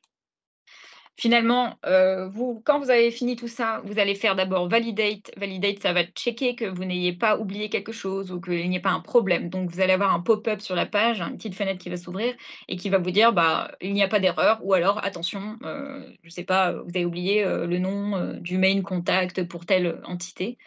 Donc voilà, mais si vous voyez que vous avez 0 erreur, ça veut dire que le formulaire, en tout cas, le site considère que tout est OK et que vous pouvez soumettre en l'état. Et après vous faites submit tout simplement, mais ne vous inquiétez pas, vous pouvez soumettre autant de fois que vous voulez votre proposition et donc revenir et la modifier jusqu'à la deadline, c'est-à-dire 19 octobre 2022, 17 h. Donc bien sûr, on recommande de ne pas soumettre, à la dernière minute votre proposition. On vous conseille de soumettre, on va dire, au moins 24 heures avant parce qu'on n'est jamais à l'abri d'un bug de système et pour peu que ça arrive, pour, 2 entités sur, toutes les personnes qui déposent, ils vont pas faire attention à ça. Donc on vous conseille de soumettre au moins 24 heures à l'avance. Vaut mieux soumettre quelque chose qui n'est pas fini que ne rien soumettre du tout. Donc voilà, c'est important et vous pouvez y revenir autant de fois que vous voulez. Vous pouvez même resoumettre une dernière, version à 16h30, si vous avez, l'envie. Mais voilà, c'est de savoir que plus on se rapproche, plus c'est risqué. Et puis finalement, on vous a mis des documents, plutôt, plus ou moins importants et plutôt plus ou moins pertinents. Donc le site, qu'on a créé, vous pouvez retrouver pas mal d'infos, notamment une FAQ maintenant, une boîte à outils. Vous pouvez retrouver le replay qu'on a fait, comme l'a dit Laurent, le 6 juillet 2022. Et voilà, et vous avez aussi l'adresse générique du PCN juridique et financier si vous avez des questions techniques. On vous conseille quand même d'aller voir sur leur site, qui est aussi sur le site Horizon Europe, où elles ont mis énormément de ressources, qui sont très utiles pour le montage des projets. Donc voilà, donc si ça vous va, on va passer aux questions. Ce que je vais faire, c'est que je vais partager mon écran, comme je l'ai fait précédemment. Vous pouvez y accéder avec, le petit, QR code, hein, comme d'hab, ou le code, tout simplement et je vais faire le partage maintenant. Voilà. Est-ce que Laurent, du moins, tu peux me confirmer que vous voyez bien mon écran? C'est bon, on voit bien les OK, super. questions. Donc, je me lance, on fera au fil, de l'eau, Laurent. Donc, il n'est toujours pas possible de compléter les données de ses affiliés en ligne. Seul le coordinateur peut le faire. S'agit-il toujours du bug de la plateforme? Alors là, j'avoue que c'est une question technique helpdesk. Moi, j'ai pas eu connaissance qu'il y avait un bug là-dessus ou du moins que ce n'était pas possible. Heu, Ça, j'avoue que s'il y a un problème, si vous êtes les seuls à rencontrer, si vous avez parlé parce que je vois qu'il y a des likes, alors je sais pas si c'est la même entité qui a liké, plusieurs fois, mais si vous êtes plusieurs entités différentes à avoir vu ça, il faut contacter le IT helpdesk, mais en tout cas, si le coordinateur peut le faire, autant passer directement par le coordinateur. Ça, j'avoue que c'est pas des parties qu'on maîtrise le mieux. Je sais pas si Laurent, toi, tu avais entendu quelque chose, mais Il me semble avoir entendu quelque chose en ce sens, mais j'en sais pas plus sur la réponse à donner. Mmh. Donc voilà. Oui, c'est toujours le cas, quelqu'un dit, dans le chat, bah, en tout cas, vous pouvez contacter le IT helpdesk, qui est donc, sur la partie, en haut, quand vous êtes sur le portail, il y a écrit support and service et je crois que vous cliquez, vous allez IT helpdesk, vous les contactez, vous leur dites, qu'il y a ce problème-là, mais je sais pas si c'était une volonté, Non, ça me paraît je crois que c'est un étrange. bug, mais Ouais. qui est pas résolu. Voilà, c'est ça. Mais en tout cas, s'il y a une façon de le compléter, autant que vous fassiez par le coordinateur, même si c'est un peu plus, ben, du coup, chronophage pour le coordinateur. Mais j'avoue que nous, on n'a aucune visibilité, je parle même au niveau des PCN de manière générale, hein. C'est vrai que c'est pareil pour le PCN juridique et financier, parce que souvent, on leur pose la question. Donc s'il y a un problème technique, c'est directement le IT helpdesk, et je pense qu'ils sont dessus, ça a dû leur être remonté, mais n'hésitez pas. Je vois qu'il y a eu un autre like en plus, donc j'imagine que c'est ça concerne beaucoup de gens. Mais voilà, en tant que vous pouvez le rajouter via le coordinateur, faites comme ça en attendant malheureusement, mais au moins il y a une option, on va dire, qui est là, quand même. Donc si ça vous va, je valide celui-ci. N'hésitez pas, si après vous voulez qu'on en reparle, vous levez la main dans le chat, et on vous laissera la parole après. Quelle est la différence entre associated partner et partner? Alors, en fait, les associated partners, ce qu'on appelle, on va dire en termes, règles, de l'UE associated partner, c'est les pays qui sont pas, des États membres ou qui ne sont pas des États associés. C'est-à-dire que Heu, c'est par exemple le Royaume-Uni pour l'instant, c'est la Suisse, c'est les États-Unis, c'est le Japon et cetera et cetera. C'est donc le nom qui est donné, Associated Partners, ils sont associés au projet, mais ils ne sont pas, des États qui sont éligibles au financement. Voilà. Et les partenaires, quand on parle les partenaires d'un projet, c'est, juste le terme qu'on va utiliser de façon plus globale, c'est-à-dire toutes les entités qui participent au projet, que ce soit Associated Partners ou tout simplement bénéficiaires. On va faire plutôt, on va dire, la différence entre bénéficiaires, donc qui bénéficient du financement, et associated partners qui, eux, participent, sont effectivement des partenaires, mais ne bénéficient pas du financement. Donc voilà, je ne sais pas si c'est très clair.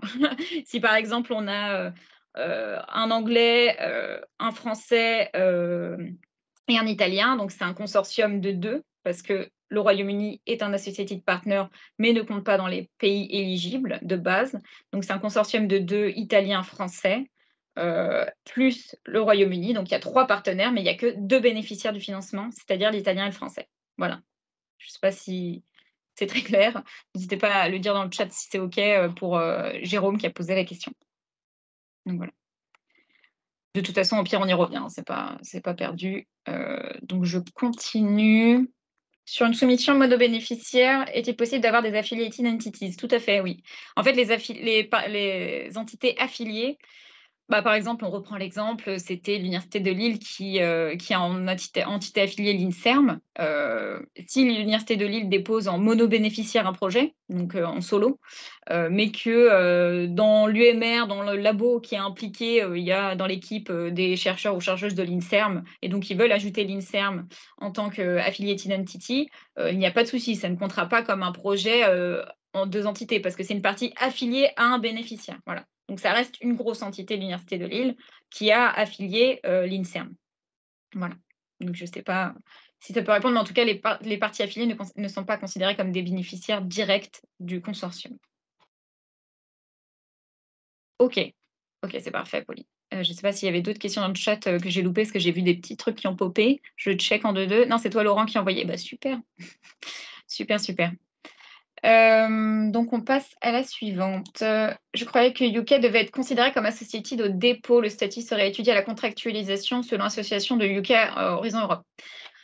En fait, il y a une garantie financière que vient d'envoyer, Laurent. Le Royaume-Uni, c'est un cas très particulier parmi les associated partners. De base, un associated partner, on ne réfléchit pas, ils ne sont pas éligibles au financement, on met 0 au bout de leur colonne pour demander le financement. Mais c'est vrai que UK, c'est un cas un peu particulier. Comme vous le savez, il y a eu le Brexit, c'est encore, en discussion pour l'accord, d'association à Horizon Europe. Dans le Brexit, c'est normalement marqué qu'ils vont rejoindre Horizon Europe, mais pour l'instant, il n'y a rien qui est fait. Donc tant qu'ils ne sont pas associés, à Horizon Europe comme pays associés, ils ne peuvent pas recevoir de financement. Donc actuellement, le Royaume-Uni, ils sont considérés au même niveau que les États-Unis. Mais par contre, comme c'est une période de transition, le Royaume-Uni, le gouvernement britannique a proposé une garantie de financement pour les entités, britanniques qui déposent. Mais c'est des cas bien particuliers, c'est-à-dire que je crois, si je dis pas de bêtises, qu'il faut que vous remplissiez, la participation, enfin, par exemple, vous êtes plusieurs partenaires, vous êtes éligibles sans compter le Royaume-Uni, et vous avez un partenaire britannique et vous voulez qu'il ait reçoive un financement. Vous mettez son financement au bout du budget, mais si entre-temps, au moment où votre projet est accepté, bah, ils sont toujours pas associés, en soi, ils sont pas considérés comme éligibles. Donc l'Union européenne va vous dire: «Non» pour le budget du Royaume-Uni, mais là, il y a vous aviez demandé une garantie de financement auprès du gouvernement britannique, donc là, vous allez peut-être vous faire compenser cette somme-là au sein du projet par le gouvernement britannique. Mais comme vous pouvez le comprendre dans la façon dont je l'explique, c'est un peu un micmac un peu complexe. Cette garantie, elle est étendue jusqu'à fin 2022, donc en soi, ça couvre pas les projets, challenge, il me semble pas, parce que c'est au moment de la contractualisation.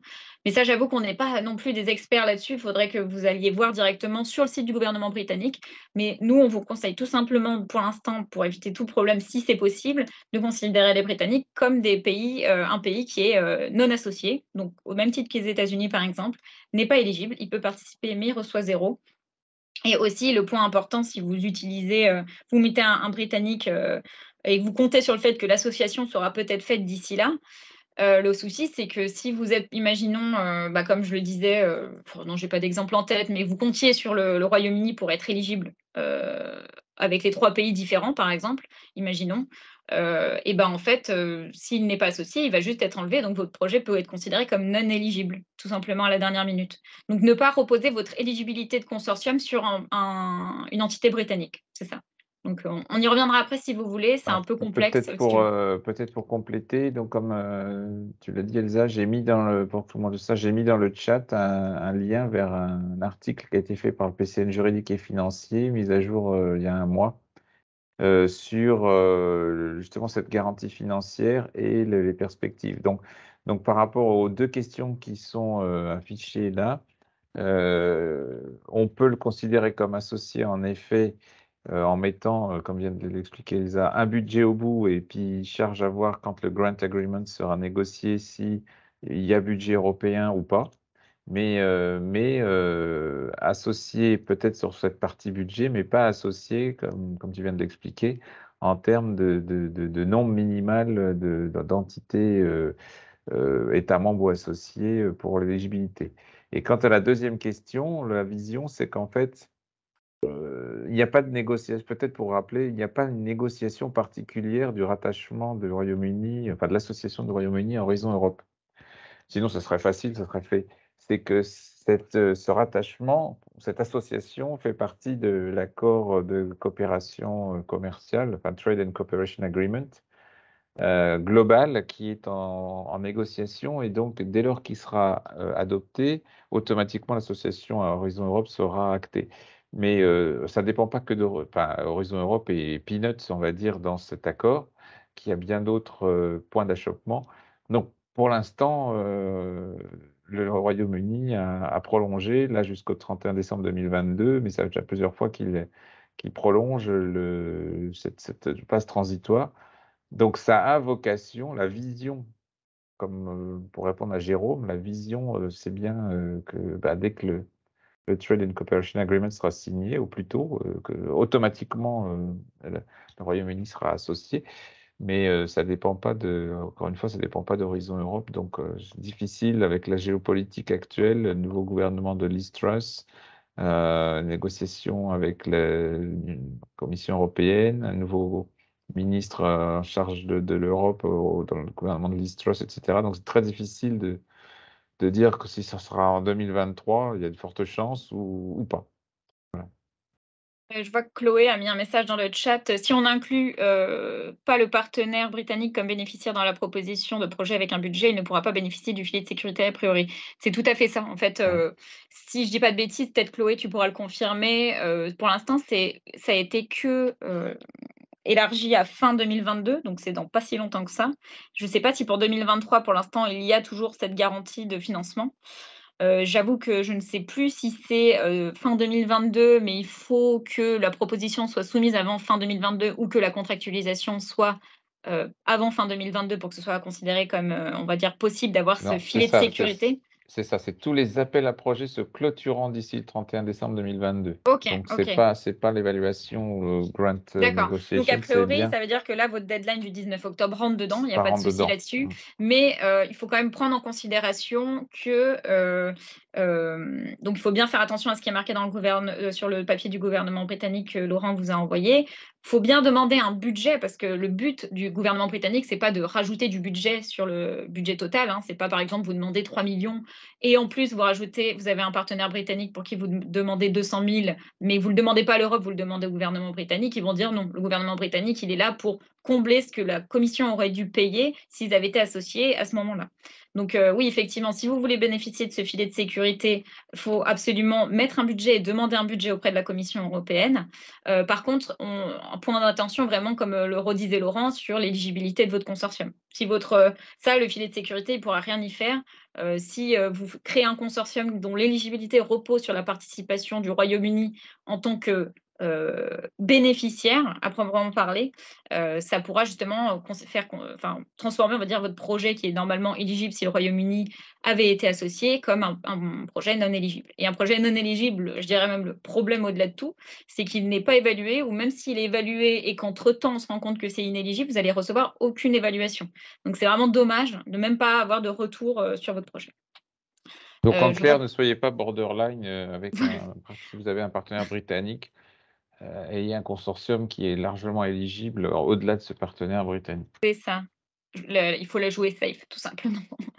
En fait, Horizon Europe a dit qu'il faut les mettre comme bénéficiaires, comme si UK est associated country. Oui, voilà, mais c'est si vous voulez bénéficier du filet de sécurité du gouvernement britannique pour tout ce qui va jusqu'à fin 2022. Voilà, c'est ça, sauf si la contractualisation, il faut que UK soit associé, sinon il faudra modifier le consortium en cours de contractualisation. Bah, en fait, c'est juste que je crois que UK pourra rester tout simplement au moment de la contractualisation, même s'ils ne sont pas associés, il sera juste associated partner comme, on expliquait juste avant, mais ne recevront aucun financement. Et par contre, le financement qu'ils ne recevront pas et qui sera comblé par le gouvernement britannique ne pourra pas être redistribué, hein. C'est juste que votre budget descendra, mais le manque à gagner britannique sera comblé par, le gouvernement, si je dis pas de bêtises. Alors c'est bien précisé, j'ai l'article sous les yeux, mais vous le verrez, mais je le redis. C'est tous les appels qui se clôturent avant le 31 décembre 2022, donc le RSI Pathfinder Challenge est concerné, et dont la signature de la convention de subvention doit intervenir avant fin août 2023. De ce qu'on a vu des Pathfinder Challenge l'année dernière, c'est a priori possible. Oui, oui, normalement, oui, c'est 5 mois. Limite, mais possible. Oui, oui. En fait, en soi, les résultats, ils tombent 5 mois normalement, on va dire 5-6 mois avec le retard, après la deadline, donc ça devrait être bon. OK, bon, du coup, on a fait un petit point UK, mais ça, c'est toujours important de le faire. Je croyais que bon, ça, on l'a fait. Tu as répondu, Laurent, là-dessus. Donc 2023-2024, franchement, c'est compliqué à dire. On peut espérer, 2023, mais c'est juste de l'espoir, il y a rien de concret. Un projet avec 2 partenaires français et un au UK ne serait donc pas éligible. Tout à fait, c'est pour ça que j'ai repris l'exemple. C'est-à-dire que vous avez le droit au consortium de 2 entités, mais il faut que ce soit 2 entités légales issues de 2 pays différents et des pays qui sont éligibles, donc qui sont soit des États membres de l'Union européenne, soit des États associés. Et comme on l'a dit, le Royaume-Uni, pour l'instant, n'est pas un pays associé et donc ne peut pas compter dans l'éligibilité. Donc là, aux yeux de la Commission, ce consortium-là, 2 Français, 1 Royaume-Uni, c'est juste 2 Français. Voilà, donc c'est franco-français, ça ne marche pas, quand ce sont 2 entités légales, séparées. Donc ça ne marcherait pas.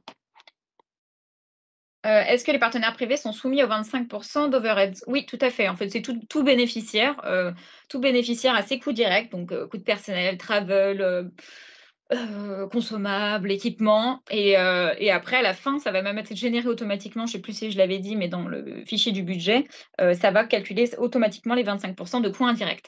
Le Pathfinder, pour mémoire, est un modèle RIA, Mmh, Research and Innovation Action, donc il y a pas de différence selon le type d'entité, mmh, du moment qu'elle a le statut de partenaire en termes de financement.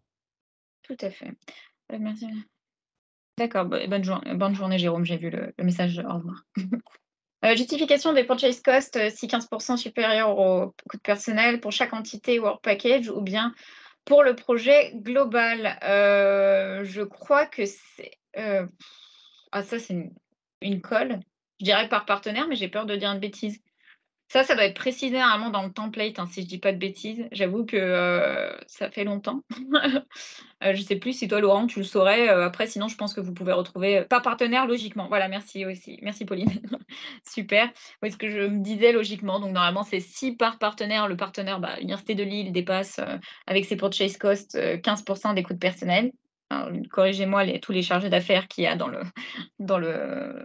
dans le webinaire, vous devez préciser, un peu plus, ses achats. C'est ça? Oui, ratio à 15 pour chaque partenaire. Oui, super, bah, voilà.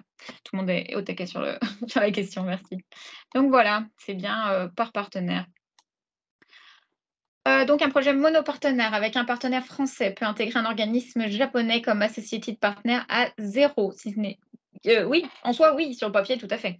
C'est-à-dire que, bah, le Japon, c'est pas un État associé, c'est un associated partner. C'est vrai que les mots, les termes sont pas les mieux à chaque fois pour préciser les différences, mais en tout cas, n'est pas éligible le Japon n'est pas éligible au financement, donc n'est pas un bénéficiaire du financement européen. Donc si vous êtes une entité française et que vous avez un partenaire japonais, vous êtes toujours considéré comme monobénéficiaire. Par contre, attention de manière générale, mais plus sur le on va dire, la logique, du projet. On est sur des projets qui ont des ambitions technologiques avec des questions de pays. C'est vrai que l'entité japonaise peut apporter quelque chose de très important dans votre domaine, mais il faut bien rassurer, si je puis mettre des guillemets quand même à rassurer les évaluateurs sur le fait que cette technologie qui va être développée va rester en Europe. Voilà, que ça reste quelque chose d'européen. Voilà, c'est juste ça que petite mise en garde. Je ne sais pas si Laurent, tu veux compléter quelque chose? Non, tu tout dit. OK. C'est aussi ma question. Merci beaucoup pour la réponse. OK, bah, pas de souci. OK et du coup, dernière question, après si, on va dire qu'on a encore quelques minutes si vous voulez, si vous avez le temps, si quelqu'un voudra poser la question, vous pourrez lever la main, il n'y a pas de souci, à l'oral aussi, c'est pratique. Est-il possible d'ajouter en tant qu'associated partner une entité légale basée dans un pays éligible pour financement, mais qui s'autofinancera? Donc du coup, si je comprends bien, c'est imaginons, c'est, une entité italienne, donc elle est dans un pays éligible, mais elle veut pas demander d'argent. Alors c'est pas considé ah bah, ah là, c'est une colle, hein. Pour moi, associated partner, c'est vraiment si le pays n'est pas associé ou n'est pas un État membre. D'accord, et là, il demanderait pas de financement, mais en même temps, du coup, il a pas envie de compter dans les entités, éligibles. Si tu veux prendre la parole, Chloé, n'hésite pas, hein, Oui, en fait, vas-y. c'est pour, pouvoir aller au-delà des 4 millions. Donc, il y a 3 partenaires, enfin 3 bénéficiaires, éligibles qui demandent un financement et il y D'accord. a une entité, basée en Belgique, donc qui potentiellement serait éligible pour financement, mais qui elle bénéficie d'un autre financement et qui voudrait être intégrée, mais du coup avec un soit comme bénéficiaire avec un budget zéro, Mmh. soit, du coup la question c'était est-ce qu'on pourrait éventuellement les mettre comme associated partner, même si c'est dans un pays éligible. Bah, en soi, je sais pas exactement comment ça se remplit parce que est-ce que c'est une question un peu Moi, bête, mais j'aurais tendance à dire, mais pour l'avoir vécu sur un autre type de projet, mais avec un modèle grant agreement similaire, mais encore une fois, c'était pas Horizon Europe, donc je préfère pas mettre ma main au feu, mais j'aurais tendance à dire qu'on peut toujours être un bénéficiaire nul. oui, C'est-à-dire être partenaire, à plein droit, mais demander une contribution de zéro. mais du Alors coup, après, il faut pouvoir l'expliquer mais je pense pas que ce soit un associated partner, c'est un partenaire, plein et entier simplement qui demande une contribution de zéro. petite question Chloé, l'éligibilité du consortium repose sur, parce que les 3 autres entités hors belges, c'est quoi du coup? Ils sont quand même Non, non, éligibles? le consortium est éligible sans les Belges, en fait. Là, c'est Ah! vraiment, il Oui, enfin, bah, après pour moi en comment on fait, les intègre? bah, franchement, pour moi, ça alors le terme associated partner ou autre, pour moi, c'est pas très important dans ce cas-là. Ils peuvent très bien être bénéficiaires à zéro en fait, tout simplement. C'est-à-dire que je croyais que ta question était liée au fait que, imaginons, tu as, je sais pas, 2 Belges et un Français et tu voulais pas que le deuxième Belge compte dans l'éligibilité. Mais si de base, ton consortium est éligible avec les 3 autres entités, je pense qu'il y a aucun souci avec que tu rajoutes un partenaire qui demande zéro, même s'il est dans un pays qui en soit éligible. Pour moi, il y a aucun souci, ce que Mmh. disait Laurent, Ouais, donc il après vaut je sais mieux pas, les associated mettre partner, en Il y a Heu quelqu'un qui dit que j'étais justement en train de chercher dans le site, mini-site du PCN Juridique et Financier, mais l'un des participants l'a fait pour nous, qu'en effet, je vérifie, la notion d'associated partner, c'est pour des entités qui sont dans des pays non éligibles au financement. Alors c'est ce qui me ou semblait, mais en fait, Donc, quand on regarde pour les ouais, vas-y. organisations qui ne peuvent pas supporter un financement européen administrativement. Ouais. Mais, en fait, est-ce que, petite question Chloé, quand tu les rajoutes de façon technique, choisis sur une liste déroulante associated partner, c'est ça? en Ou, fait, soit je les encode comme bénéficiaires au moment où on encode les participants, d'accord, avec ouais. un budget à 0, soit je les encode comme associated partner et en fait, j'ai eu le doute parce que j'ai relu la définition des associated partners dans le Grant Agreement, dans le modèle Mmh. et c'est l'article 9.1 et en fait, il y a pas cette précision de pays tiers, en fait. Il y a juste Mmh. écrit: «Ils implémentent les actions, enfin, des tâches du projet et ils ne chargent pas de coûts ou de contributions». Ouais, Alors, c'est sans doute une question à demander au PCN Juridique et Financier. ouais, mais après pour moi franchement, c'est pas très crucial dans le sens où c'est vraiment purement administratif.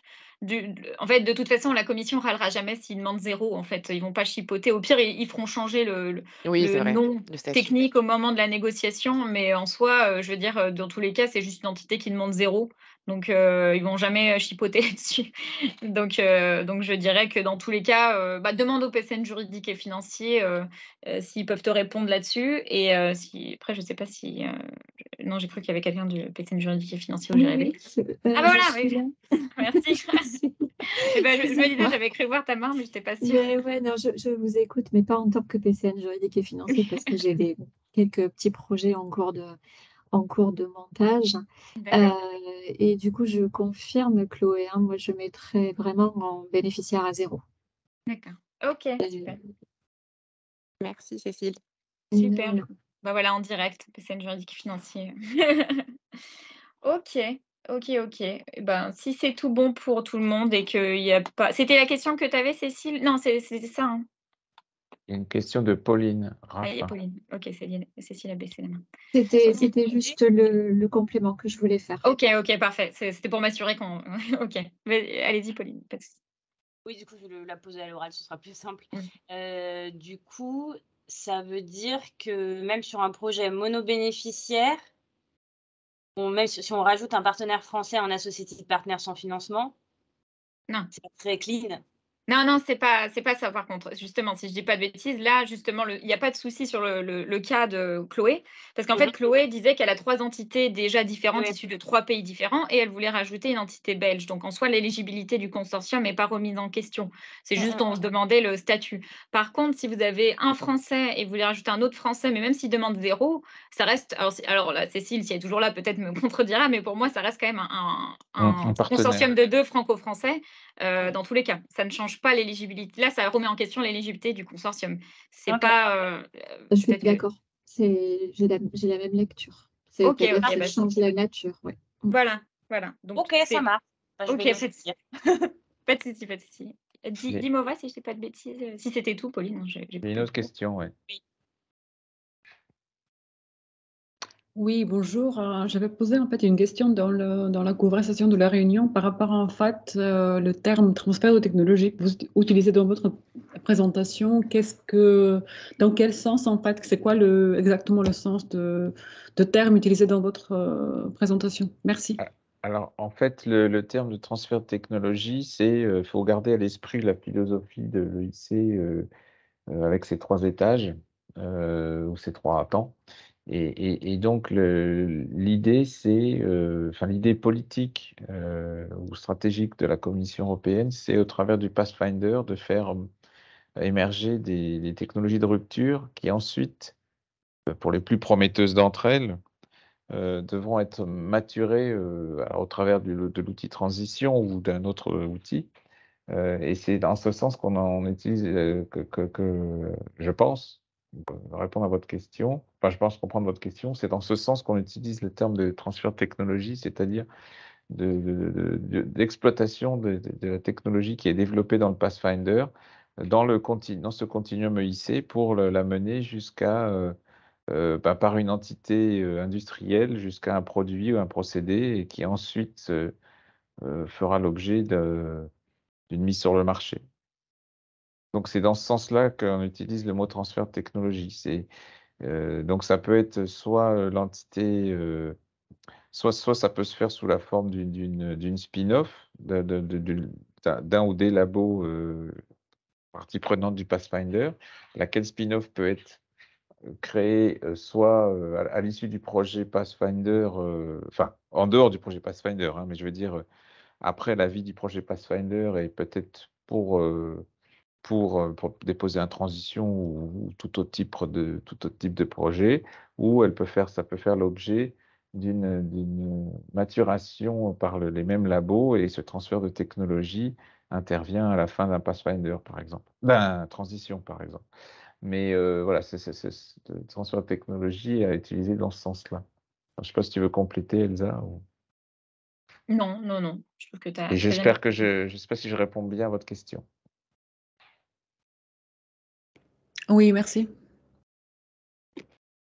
Bah, écoutez, s'il n'y a pas d'autres questions, je vois pas d'autres mains levées. Je vais laisser 10 secondes pour réagir aux personnes potentiellement en décalage. Mais si c'est tout bon tout pour tout le monde, de toute façon, c'est pas parce qu'on clôture ce webinaire que vous pouvez plus nous contacter, hein. Vous pouvez toujours nous écrire, nous appeler, il n'y a aucun souci là-dessus.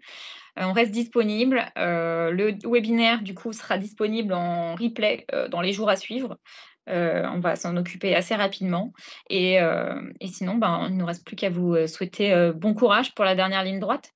Alors peut-être parce qu'il Ah, y a parmi vous beaucoup de chargés d'affaires, Europe, pour ceux qui font partie de nos relais, je oui, vous rappelle qu'à 14h, nous avons un un café café relais. relais, Tout à Webicafé, fait. pour revenir sur ces sujets, évoquer d'autres sujets qui sont d'intérêt pour vous.